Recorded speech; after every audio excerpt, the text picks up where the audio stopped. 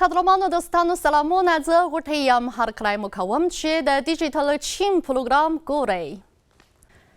د ساينس تعميم یا خپرول د نوښت او پرمختګ لپاره مهم اهمیت لري.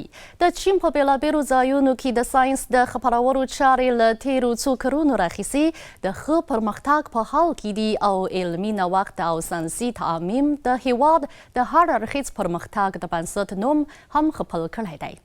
زه به په ننني پروګرام کې د ګڼو شمیرو له مخې په چین کې د ساینس د تعمیم یا خپرولو د چارو د پرمختګ حالات در وپېژنم. د چین ولسي جمهوریت په 2004 کال کې د ساینس او تخنیک د تعمیم قانون د پلي کولو په موخه د ساینس د تعمیم ملي ورځ وټاکله او تر دې دمه د دغه هیواد په بېلابېلو ځایونو کې د یادې ورځې د لمانځنې په پار څه باندې 400 زره فعالیتونه ترسره شوي دي.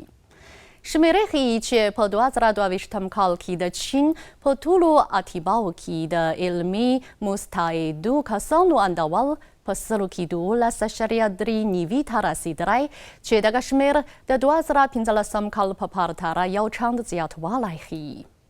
په چین کې له تیرو څو کلونو راهیسې د ساینس د آنلاین تعمیم لارې چارې د زیاتېدو په حال کې دي. د معلوماتو له مخې د چین د ساینس د تعمیم په ویبپاڼې کې د ساینس د خپرولو په اړه د ویډیوګانو شمیر 29 زره او 600 ته او د اړوندو عکسونو او لیکنو شمیر پکې 232 زره او 200 ته رسیدلی دی. دغه ویبپاڼه د چین د علمي ټولنې لخوا جوړه شوې او د ساینس د خپرولو او تعمیم یوه مهمه سرچینه او سرچینه ګرځېدلې ده. که څه هم په چین کې د ساینس د تعمیم بنسټیز تاسیسات ورځ تر بلې د بشپړېدو په حال کې دي خو د خلکو اړتیاوې نشي پوره کولی. نو د همدې په پار په دغه هیواد کې د ساینس د تعمیم ګرځنده تاسیسات رامنځته شوي دي چې سرحدي ښارګوټو، فابریکو، پارټیو او ګوښه سیمو ته هم تللی او خلک ترې ښه کار اخیستلی شي.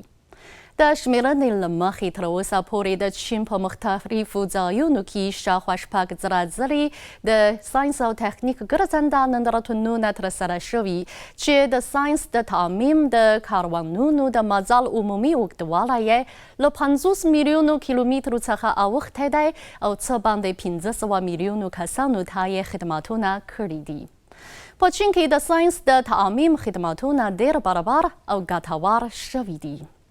د 2022 کال په سپتمبر کې په چین کې د نوې زمانې د ساینس او تخنیک د تعمیم د چارو د پیاوړتیا وړاندیز سند ته د عمل جامه اچول شوی او تمه ده چې تر 2015 کال پورې به د چین په ټولو اتباعو کې د علمي مستعدو کسانو اندول له 15 سلنې څخه زیات شي او تر 2015 کال پورې به دغه اندول په 25 ته ورسیږي.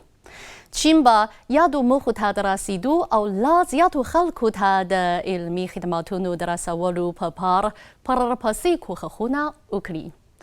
قدرمانو دوستانو نننی پروګرام په همدې ځای پای ته ورسید.